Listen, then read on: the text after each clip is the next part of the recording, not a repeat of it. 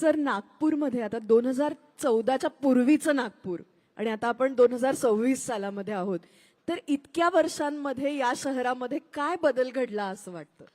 मला असं वाटतं की या शहराला खूप आधुनिकता आली. विशेषतः आपण बघा की काही मॉडेल्स नागपूरने तयार केले.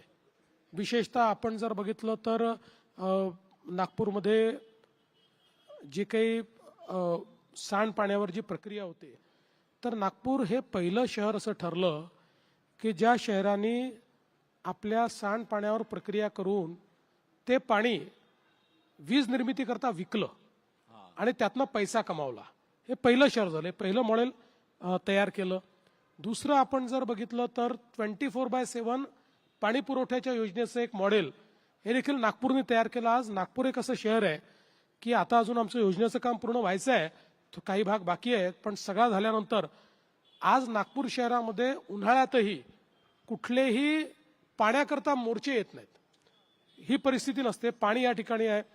नागपूरमध्ये रस्त्यांची जी कामं आहेत, आज कोणीही नागपूरला आल्यानंतर इथलं इन्फ्रास्ट्रक्चर पाहून तो आश्चर्यचकित होतो. इथे आम्ही कॉन्क्रीटचे रोड केलेले आहेत, खड्ड्यांचा विषय नाही आहे.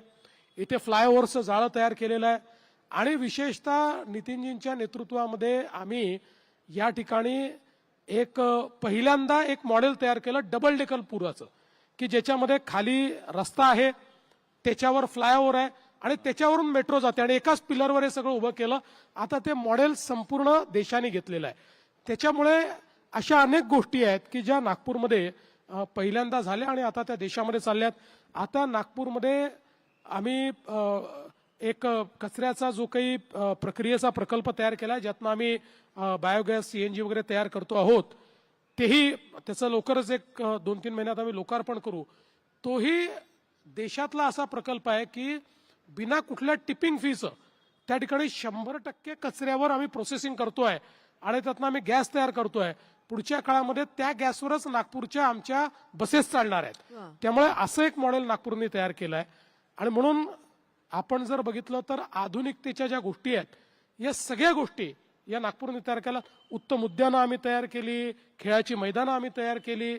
नागपूर शहरामध्ये ज्याला सस्टेनेबिलिटी म्हणतो अशा पद्धतीची सर्क्युलर इकॉनॉमी तयार करण्याचा आम्ही प्रयत्न केला.